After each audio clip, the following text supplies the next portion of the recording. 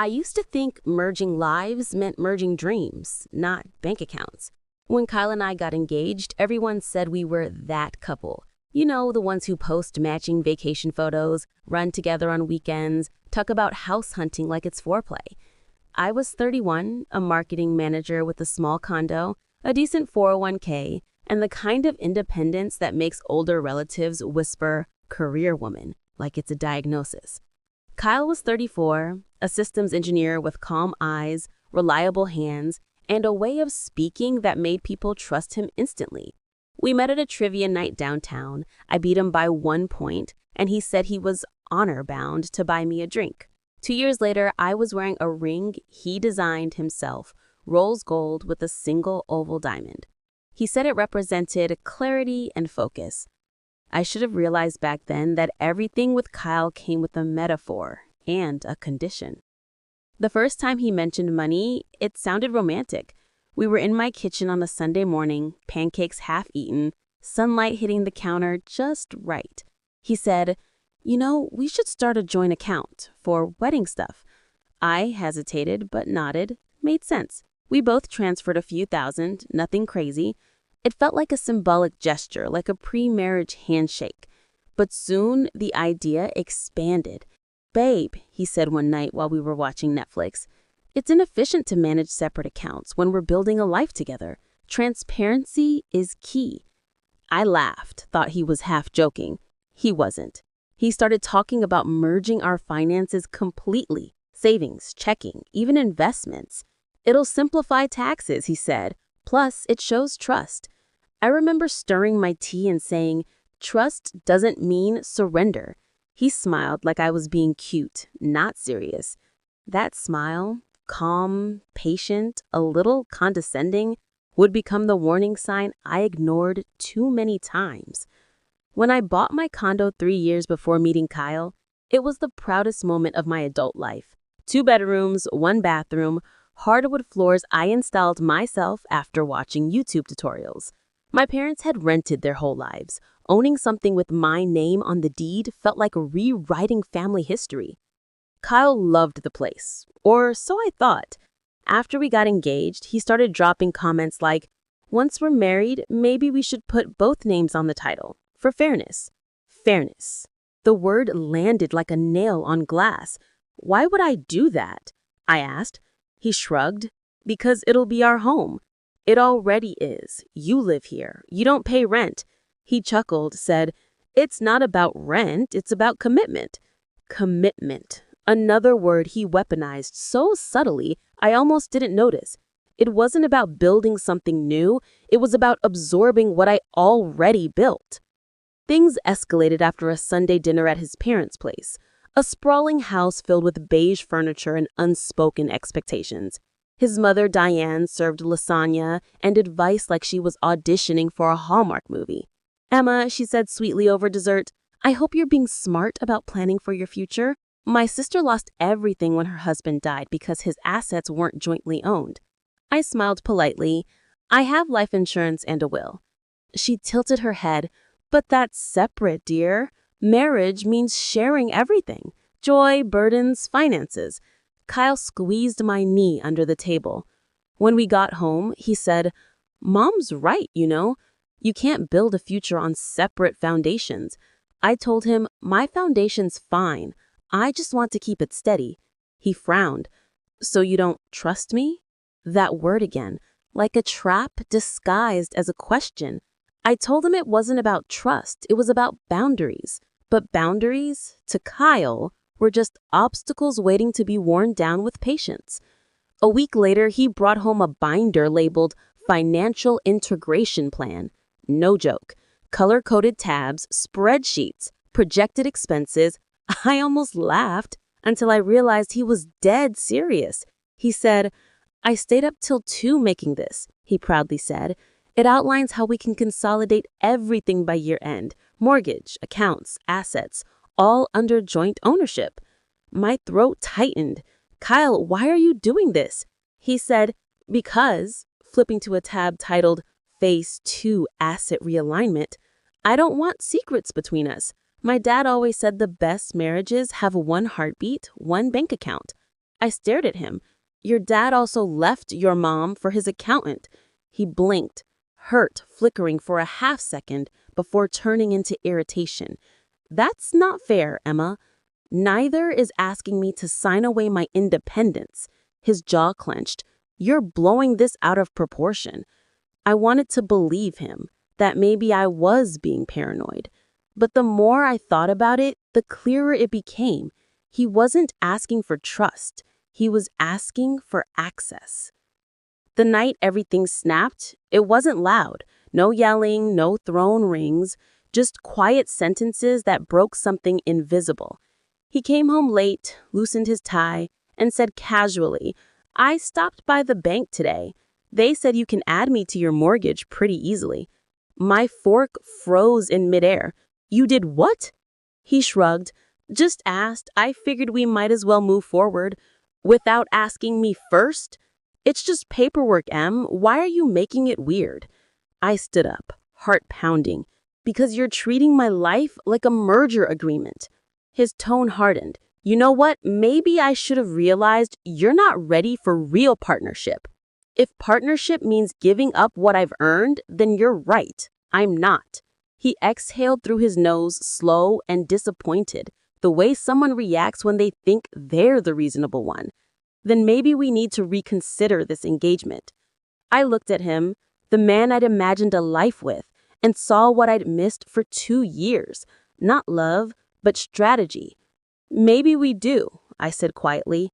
He didn't stop me when I packed a weekend bag, didn't ask me to stay, just watched as I walked out, the same calm expression he wore when closing a deal. That night in my car, parked outside a friend's apartment, I cried. Not because the engagement was over, but because I finally understood it had never been about us. It was always about ownership, and I had almost signed mine away. When I met Jake, I thought I'd finally outgrown bad timing.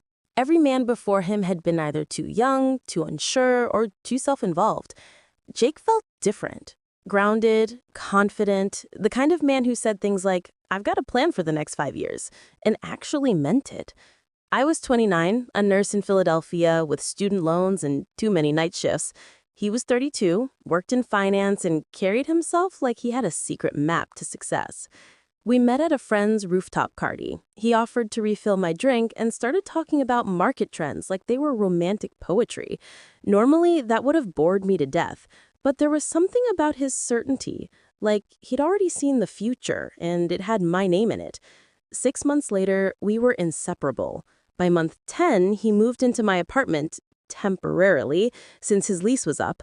By month 12, he proposed in Maui on a balcony overlooking the ocean at sunset. It felt like a dream, the kind where you wake up smiling and forget to question if it made sense. Money never seemed like a problem with Jake. He had this effortless way of talking about it, like wealth was just another form of good manners. When I'd stress over my hospital overtime or paying down student debt, he'd kiss my forehead and say, we're building a future. Don't worry, I've got investments working for us. The us part always got me. It made me feel safe, like I'd finally stepped into the version of adulthood where two people plan things together instead of surviving separately. We started looking at wedding venues, comparing honeymoon destinations, making lists of what furniture we'd replace once we bought a house. The word we became his favorite currency. But I never actually saw any of the investments he talked about. No account statements, no shared app, not even an email notification. Whenever I asked, he'd grin and say, you wouldn't understand half of it. It's all finance gibberish. I'd laugh it off partly because I didn't want to seem distrustful, and partly because I wanted to believe him. He was building something for us. Why would I question that? The first crack appeared during our wedding planning. My mom offered to help pay for part of the reception, and Jake immediately said, tell her I've got it covered. He wrote a check on the spot, $8,000. I was impressed, even a little embarrassed, like I'd underestimated him. But a week later, the venue called me instead of him to confirm the payment. They said the check bounced. I froze. When I confronted Jake, he acted surprised, then annoyed. It's a bank error. They froze one of my investment accounts. It's being sorted out. I wanted to believe him, so I did. But something about the casual way he brushed it off, like a bounced check was the weather, gnawed at me. Over the next month, more things started to slip. He stopped picking up dinner tabs, started forgetting to Venmo his half of the bills, and borrowed my credit card for temporary expenses that somehow never got repaid. Every time I brought it up, he'd frame it as a team thing. Babe, marriage means no scoreboard. I'm investing everything I can so we're set for life. I told myself he was right, that I was just being paranoid, but the knot in my stomach never went away. The turning point came on a Tuesday night when he left his laptop open on the kitchen table. I wasn't snooping, I swear. I just saw an email pop up, bold subject line, delinquent account, final notice. My heart dropped. I clicked it before I could talk myself out of it. The email wasn't from a bank. It was from a collection agency. The amount owed, $22,000. In my name. My breath caught. I scrolled down, and there it was, my social security number, my address, a credit card I didn't recognize. I couldn't even feel my hands. When Jake came home an hour later, I was still sitting there, staring at the screen like it was a crime scene. "What the hell is this?" I asked quietly. He froze. "You weren't supposed to see that." "What do you mean wasn't supposed to see? You used my credit for a loan?" He rubbed his forehead. "It's not what you think. I was just shifting assets around. It's all part of a short-term investment strategy. The returns are insane." "You used my identity as collateral, Jake." His expression changed, defensive, cold. "You said you trusted me. Not with my name." He slammed his fist on the table, the sound echoing through the apartment. "You don't understand how finance works. I'm trying to build something for us. You're building a lie." He walked out without another word. I didn't sleep that night. My mind replayed everything. The bounced check, the vague investment talk, the missing rent money. I pulled my own credit report and almost threw up. 3 new credit cards, all opened within the past 4 months, all maxed out. The mailing address for one of them wasn't even mine. It was his old apartment. I called my bank, froze my accounts, and filed a fraud report. The next morning, I went to the hospital in a daze, barely remembering my drive. Around noon, I got a text from Jake. "We need to talk. Don't overreact. I can fix this." I didn't answer. By evening, he was waiting outside my work parking lot. "Nat," he said softly when I approached, "I didn't mean it to get this bad." I stared at him. "You stole my credit." He shook his head. "Borrowed, temporarily. I just needed liquidity for a trade. It's about to mature, and when it does, we'll be fine." He actually smiled, like he was pitching me a product. I stepped back. "We're not a portfolio. We're over." His eyes hardened. "You'd throw everything away because you don't understand delayed gratification?" "No," I said, voice shaking, "because I finally understand you." I walked away. He didn't follow me. The next few weeks were a blur of damage control. Lawyers, phone calls, paperwork, tears. My credit took a hit I'll be paying for years. Jake vanished, quit his job, deleted his social media, moved out of our apartment while I was at work. I heard rumors he'd gone to Miami to start a new fund. I stopped checking. I was too busy fixing my own life. I got a new phone number, filed a restraining order, and moved into a smaller place closer to the hospital. For a while, I couldn't even say his name out loud. My therapist said I was grieving a fantasy, not a person. She was right. The man I loved never existed. He was a projection of what I wanted to believe, that security could look like charm, that confidence meant character. It took me months to stop blaming myself.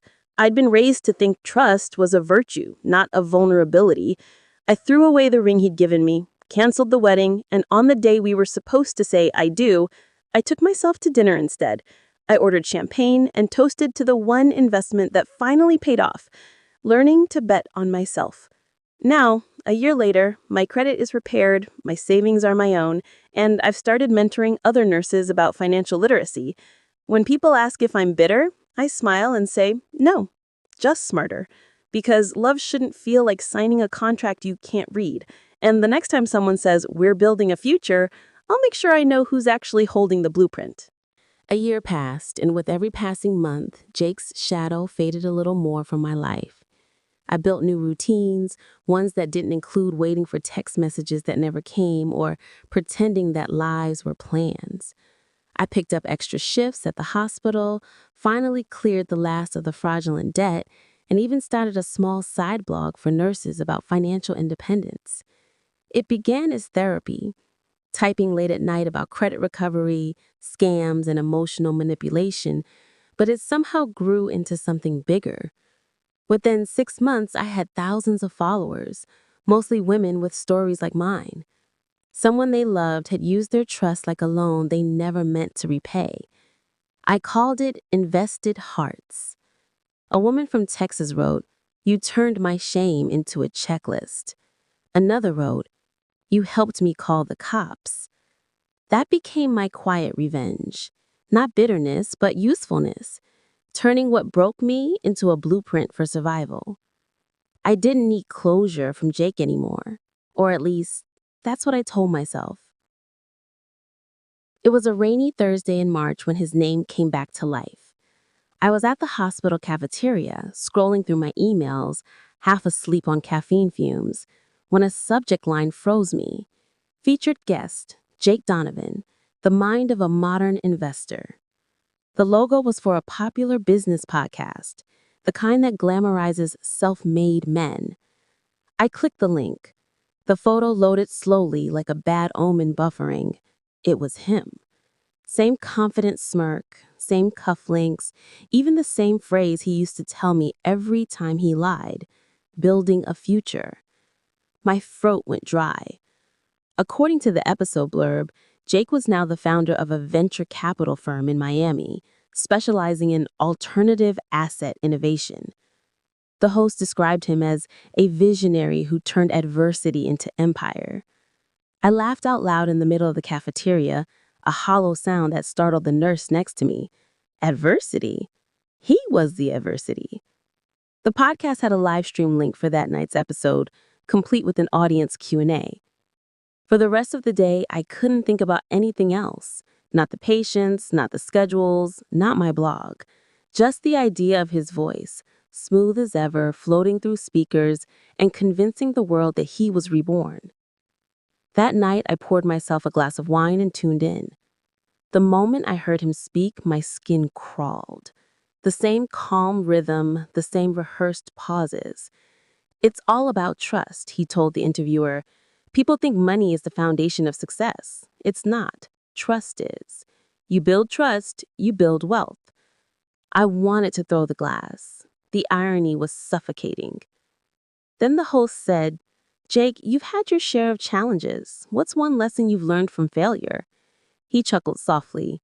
"Never let personal relationships cloud your professional judgment." I paused the stream. My reflection stared back from the black screen. Angry, calm, older. He'd rewritten the story. I was no longer a person to him. I was a deleted paragraph in his biography. For a few moments, I sat there, letting the fury settle into focus. Then I opened my laptop and began typing a post for my blog. I titled it, "The Ghost Investor, When the Scammer Rebrands." I didn't name him, not yet, but I wrote everything else. How financial abusers use charm as capital, how they weaponize trust, how they gaslight victims into silence. Within hours, the post went viral. I closed the laptop at 3 a.m., trembling. The next morning, a journalist messaged me on LinkedIn. "I think I know who your ghost is. Want to talk?" Her name was Melissa Park, an investigative reporter for an online finance magazine. She'd been following Jake's new company for weeks, trying to trace its funding. "Something doesn't add up," she told me over coffee. "He claims to manage $40 million in assets, but there's no registration, no tax record, nothing." I felt that old nausea crawl back up, the one that comes when you realize history might be looping again. "He's not an investor," I said. "He's a thief who learned to speak in spreadsheets." Melissa smiled grimly. "That's exactly the kind of quote I need." She asked if I'd go on record. I hesitated. Part of me still feared him, the temper, the manipulation, the smooth apologies. But another part of me, the one that had clawed back her credit and dignity, said yes. Over the next week, I shared everything: screenshots, old emails, the fraudulent accounts, even the bounced wedding check. She fact-checked every detail, cross-referenced every alias. By the time her piece went live, The headline was blunt enough to sting. The investor who built his fortune on borrowed lives. His name, face, and fake company logo were front and center. The article exploded across social media. Within 48 hours, Jake's website vanished. The podcast deleted his episode. His LinkedIn turned private. The ghost had finally been seen in daylight. He called me 3 days later, private number. I almost didn't answer. Natalie, he said, his voice lower now, less polished. You didn't have to do that. You did, I said quietly. There was a pause long enough to feel heavy. Do you have any idea what you've done to my life? He asked. You ruined your life yourself. He exhaled sharply. I was trying to survive. You think I enjoyed any of that? The debt, the lies? I was drowning. So you dragged me under too? You were supposed to understand, he snapped. You said you believed in me. Belief isn't a blank check, I said. There was another silence. Then he laughed low and bitter. You think this makes you a hero? Wait till they start digging into you. Nobody's perfect, Natalie. You're right, but at least I'm not pretending anymore. I hung up. My hands were shaking, but not from fear. Something sharper, cleaner, relief. Later that night, Melissa texted me. He's under investigation by state regulators. You might have just saved a few more people.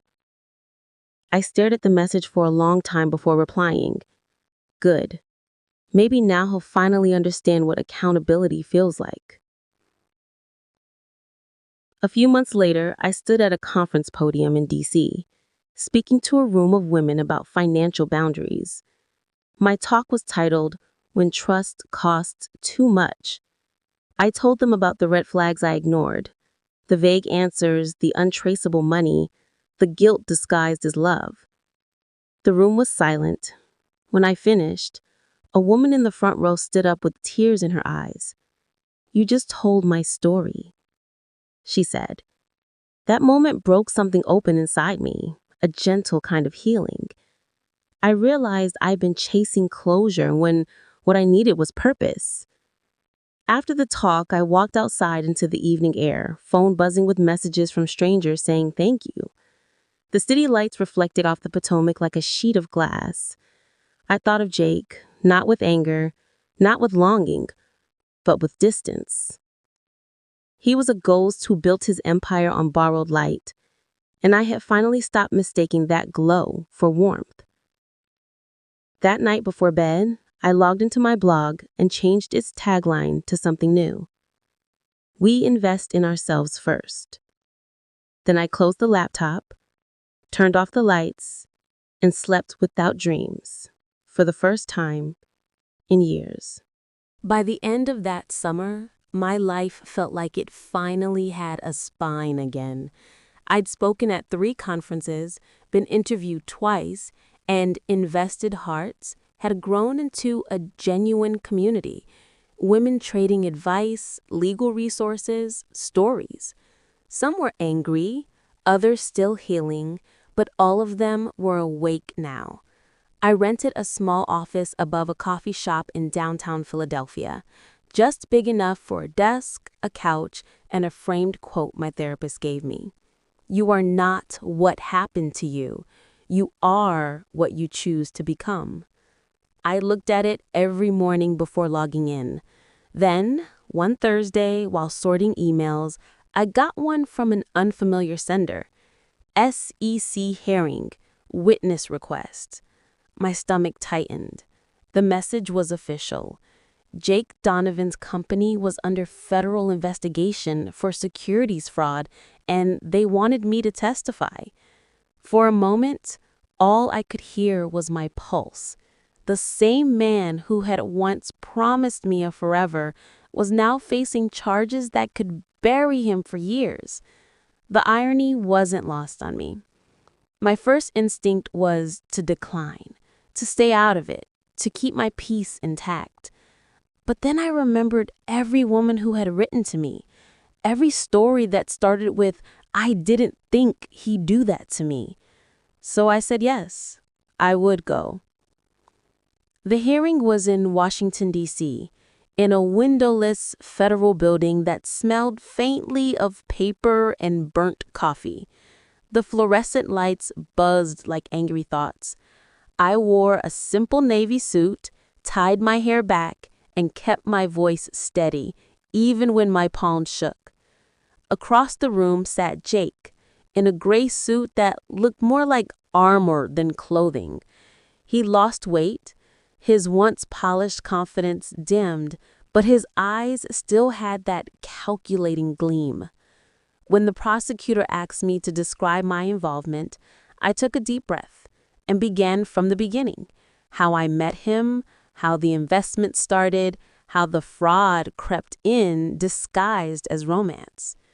Every word felt like peeling a scar off, but I didn't stop. When the defense tried to paint me as a disgruntled ex-fiancé, I didn't flinch. I looked straight at Jake and said, if I'm angry, it's because I believed in him, because I thought honesty was mutual.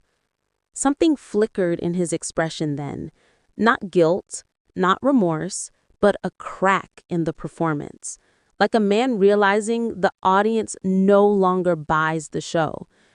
When I stepped down from the stand, I didn't look back. I didn't need to. My truth was on record now. Outside the courthouse, reporters clustered like pigeons. Microphones, flashing cameras, the usual media swarm. I'd prepared myself to walk past them quietly, but one of them called out, "Natalie, do you have anything to say to Mr. Donovan?" I paused for half a second before answering. "Yes, I do," I said. "Tell him I finally understand what he meant by investment returns." The reporters laughed softly, but the quote spread like wildfire. By nightfall, it was trending on Twitter. The nurse who brought down the ghost investor. My inbox filled with messages again, some congratulatory, some vengeful, some from people offering to turn my story into a documentary. I ignored most of them. I didn't want fame. I wanted finality. But closure, I learned, doesn't come with headlines.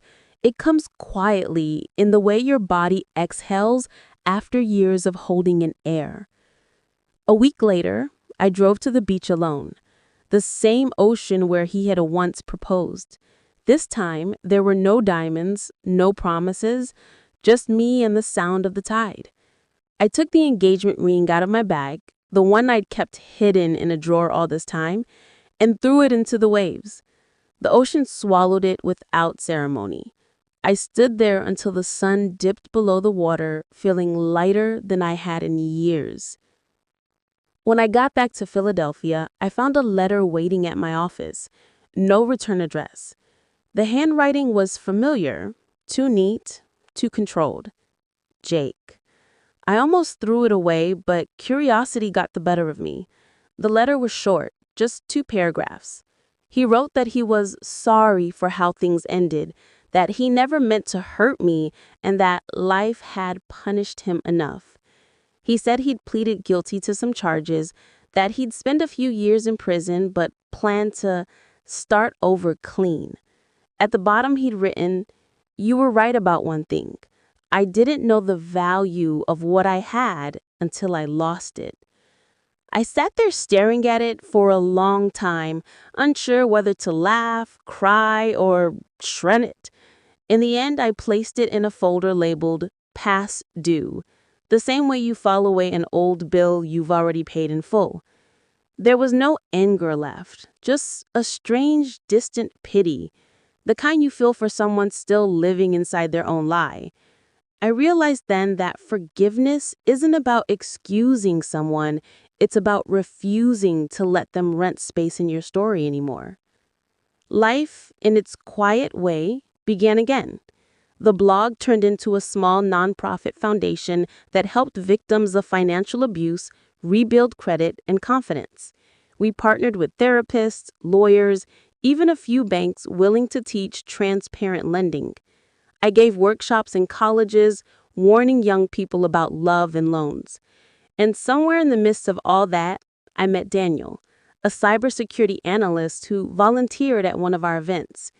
He was the opposite of Jake in every way: calm, patient, grounded in truth instead of charisma. Our first date was coffee that turned into hours of conversation about data breaches and trust as both a digital and human currency. He never once tried to impress me.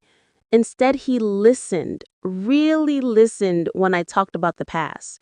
When I told him I wasn't ready for commitment, he said, "Take your time. I'm not an investment. I'm just a person." That simple line disarmed me more than any promise could. Over months, friendship became comfort, and comfort slowly grew into something warmer. But this time, I didn't rush it. I kept my own bank account, my own name, my own light. Love, I learned, is safest when it doesn't need proof of purchase. 2 years after the trial, I stood once again on a stage, this time not as a victim, but as the keynote speaker for a national summit on financial ethics. My hair had streaks of early gray I no longer bothered to dye, and my voice carried the calm of someone who'd walked through fire and come out with her pulse steady. I told the audience, they say trust is the foundation of wealth, but I think it's the foundation of self-worth. Because when someone breaks it, they don't bankrupt your future, they just remind you how priceless your integrity is. The room erupted in applause.